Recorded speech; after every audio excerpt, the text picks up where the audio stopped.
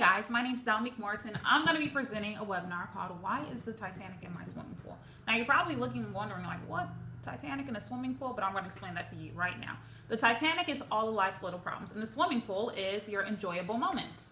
And I am going to be teaching you 6 steps to plan events without having the Titanic crush your enjoyable moment. A lot of times when people plan events, it's for memorable things like graduations, weddings, baby showers, anything you want to remember. That's normally what events are planned for. And I don't want anyone to ever have to plan an event and it not go well because the Titanic landed in their swimming pool.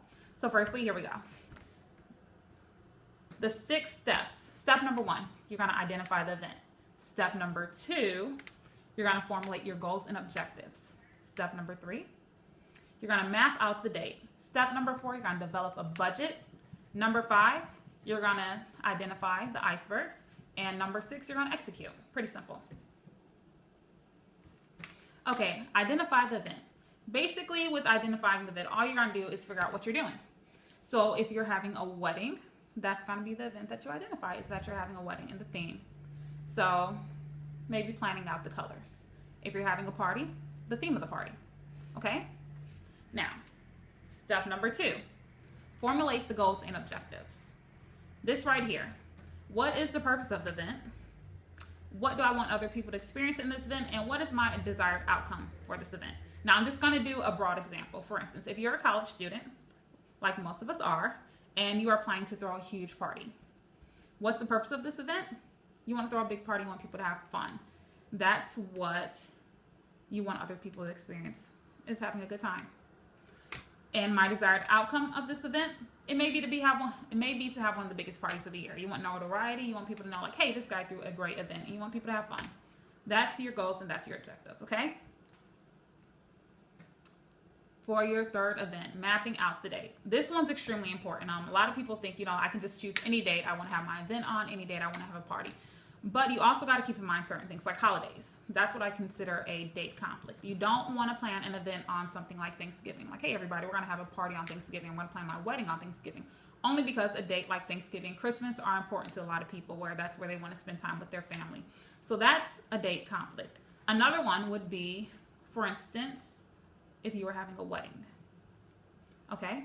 So, for instance, if you planned the wedding on May 10th, and your friend planned their wedding on May 9th, and you guys have a similar group of acquaintances, and you guys are both having weddings in different states, that's going to be a conflict right there that you want to make sure doesn't happen, because simply it's going to take away from her wedding party, it's going to take away from your wedding party, and it's going to make it where the event's a little bit less enjoyable, and the person who planned their event first might be upset.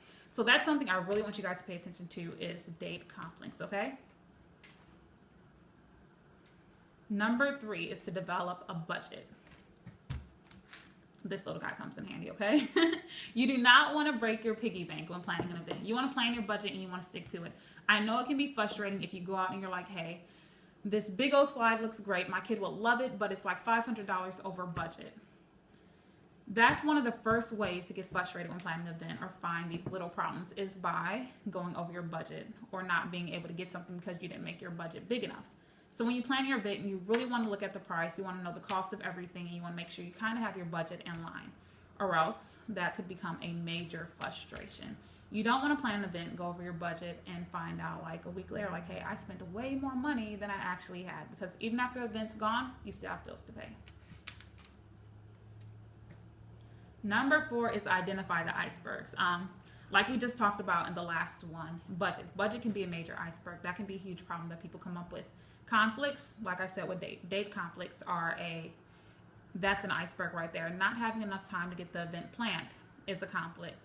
There's a bunch of conflicts that can come up that you want to make sure you have handled beforehand, because if they all happen the week before the wedding, the day before the wedding, or the event, or the party, that is what I consider a major Titanic. That's something you don't want to happen, and that's a major issue that will cause a lot of people stress. So any little stressor that you can think of, you want to try to solve before it actually happens. Now, execution. This is just executing the plan. You make your plan and you follow it. It's okay if your plan does not go exactly. But as long as you follow most of the steps, you should be fine. If you decide like, hey, I'm going to go over the budget by $500, or last minute I'm going to change the event, those are things that would cause your event to just completely go disarray. And it could cause your plans to fail. And that's really what we want to try to avoid here. We want everyone to have a great event. And I want you all to be able to plan a perfect event with these 6 simple steps. That's it. And I didn't do it long.